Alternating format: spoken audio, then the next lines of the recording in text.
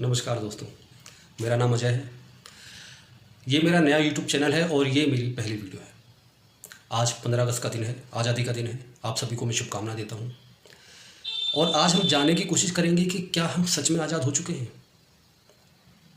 2014 में जब प्रधानमंत्री बने थे मोदी जी, तब से लेके अब तक 2024 यानी 10 साल हो चुके हैं। इन 10 सालों में क्या क्या बदला है, देश ने क्या क्या झेला है, क्या आप जानते हैं? आप नहीं जानेंगे तो और कौन जानेगा, क्योंकि आप जनता जनार्दन हैं।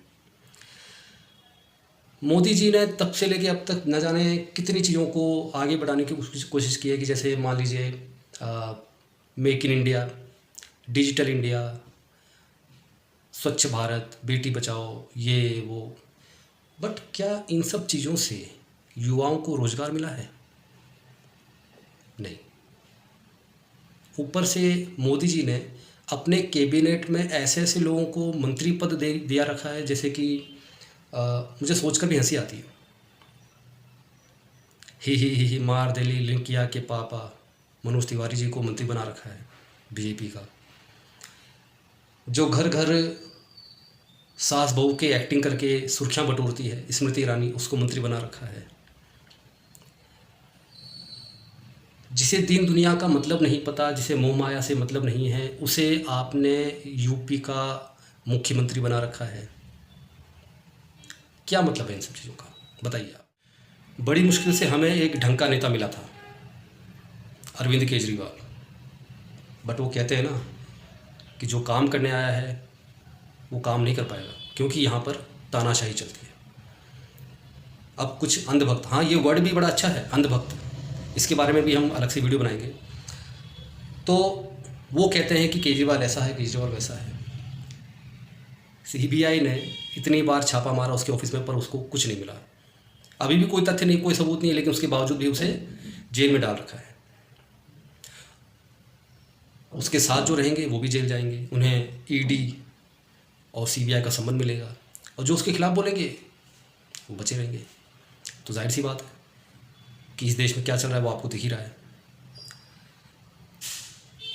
केजरीवाल ने बस में औरतों के लिए टिकट फ्री कर दिया था, बिजली पर छूट दे दी थी, पानी पर छूट दे दी थी, मोहल्ला क्लिनिक बनवाए थे, सरकारी स्कूल अच्छे कर दिए थे। लेकिन उसके बदले में उसे मिला क्या? उसके कुछ अपने साथी उसे छोड़कर चले गए, क्योंकि वो पोस्ट यानी पद चाहते थे।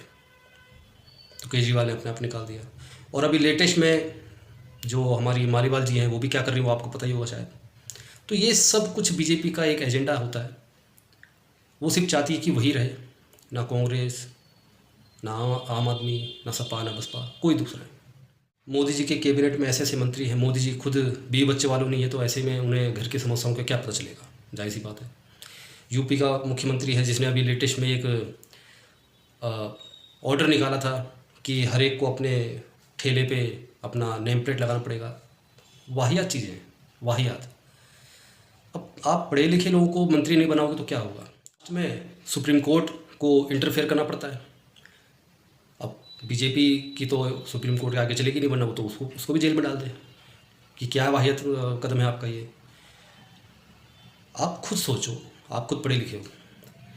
जब से मोदी जी प्रधानमंत्री बने उसके बाद ही दंगे क्यों हुए, उससे पहले क्यों नहीं हुए? हाँ होती है, हर एक में कमी होती है। हिंदू में भी कमी है तो मुसलमान में भी कमी है, तो बट नहीं। आपने नायक फिल्म तो देखी होगी जिसमें अमरीश पुरी एक डायलॉग मारते हैं कि दंगे होते हैं तो होने दो, लोग मरते हैं तो मरने दो, कुछ दिन चलेगा उसके बाद सब शांत हो जाएगा। तो वो सब कुछ एक रियलिटी पे बेस्ड था और वो सब कुछ हुआ। कहते हैं कि राहुल गांधी कांग्रेस का पप्पू है। अरे वो तो खुद कहता है कि हाँ मैं पप्पू हूँ, लेकिन मैं कम से कम तुम्हारी तरह अडानी और अंबानी की गुलामी तो नहीं करता। जब कांग्रेस की सरकार थी तब तो किसी ने इनका नाम नहीं सुना था, लेकिन जब से मोदी जी आए तब से ये दिन दुना रात चौगुनी तरक्की कर रहे हैं। अडानी कहाँ से कहाँ पहुँच गया है, अंबानी कहाँ से कहाँ पहुँच गया है, और हमारे देश के युवा वो कहाँ हैं, कहाँ उनको नौकरी मिल रही है, रोज़गार मिल रहा है, पर उस बारे में कोई बात नहीं करेगा। इन 10 सालों में कितनी तरक्की हुई है, हम कितने आज़ाद हुए हैं, वो आप जान सकते हैं, ये आप बता सकते हैं।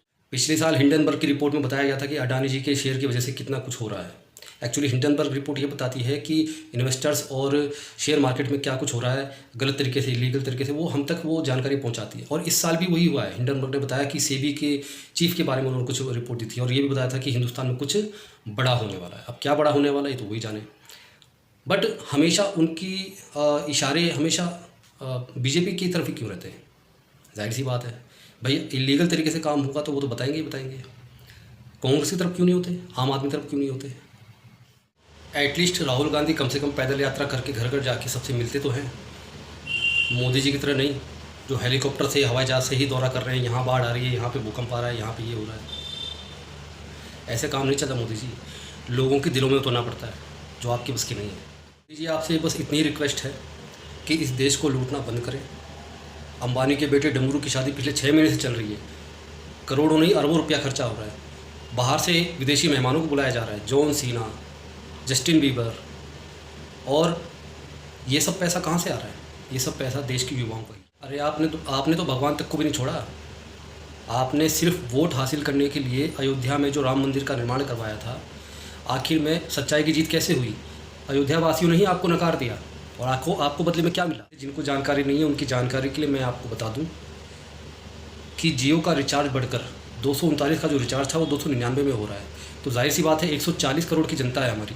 अगर 10 करोड़ लोगों के पास भी जियो की सिम है, तो अगर एक बंदे ने रिचार्ज कर दिया और 10 करोड़ लोगों ने रिचार्ज कर दिया, तो सोचो कि कितना पैसा हमारे के पास चला गया। तो ये जो पैसा जो शादी में लग रहा है वो हमारा ही है, ना कि अंबानी का खुद का है। तो सीधी सीधी बात ये है कि अगर आप बीजेपी की गुलामी करोगे तो वो आपको, आज बाबा रामदेव, बाबा बागेश्वर वाले, ये सब कौन है? बागेश्वर वाले को तो आप जानते ही होंगे। एक लड़का बैठा हुआ है और वो पर्ची लिखता है, आप यहाँ से आए हो, आपको ये परेशानी है, आपकी ये समस्या है, ये है, वो है, और उस पर मिलियन व्यूज़ आते हैं। अगर उसकी कोई वीडियो आप अपलोड कर दो तो उस पर मिलियन व्यूज़ आते हैं। वाह वाह वाह वाह वाह। अरे अब तो जागो यार, अब तो अंधभक्ति छोड़ो, अब तो आज़ाद हो जाओ। कब तक इन चीज़ों में पड़े रहोगे? अरे आपको अगर पूजा आराधना करनी है तो भगवान राम की करो, कृष्ण की करो, हनुमान जी की करो। कोई चमत्कार करके दिखाया उसने आज तक? बताओ अगर कोई चमत्कार किया हो तो। नहीं ना। फिर सब कुछ प्री प्लान होता है, पहले से प्लानिंग की भी होती है। उनके आदमी आपके पीछे रहते हैं, पता लगा लेते हैं कि आप कहाँ रहते हो, क्या करते हो। इसमें कोई बड़ी बात नहीं है। अंधभक्त सोचते हैं कि मोदी जी ने पाकिस्तान का पानी रोक लिया, आज़ाद हो गए, ये है वो है। आज़ादी किसे कहते हैं? आप दूसरी तरफ तो देखो। चीन एक तरफ, अरुणाचल प्रदेश जो दूसरे हिस्सों पे कब्जा करता जा रहा है, पर वहाँ पर तो मोदी जी का बस नहीं चलता। वहाँ पे वो ऐसा क्यों नहीं करते? यही चीज़ आपको समझनी है। और समझना क्या है, बस हमेशा छोटों पर ही चलता है, बराबर वाले या बड़े पर। दोस्तों, जिस देश का प्रधानमंत्री एक चाय वाला हो और मीडिया उसकी गुलाम हो, यहाँ तक कि मीडिया वाले उनके BA पास होने का सर्टिफिकेट भी दिखा दें, डिग्री भी दिखा दें, तो उस देश का कुछ नहीं हो सकता। और जाहिर सी बात है, जो आज़ाद होने की कोशिश करेगा, उदाहरण के तौर पे पुण्य प्रसून वाजपेयी जो आज तक में थे, वरिष्ठ पत्रकार थे, उनको निकाल दिया गया। रवीश कुमार जो NDTV में थे, आज उन्होंने अपना YouTube चैनल बना रखा है और उसी से वो समाचार देते, सबको न्यूज़ देते हैं। तो आज़ाद होने की कोशिश करोगे तो आपको लात मार कर बाहर निकाल दिया जाएगा। तो इस मायने में आप पूरी तरह से आज़ाद नहीं हुए। हमें इस तानाशाही से मुक्ति चाहिए।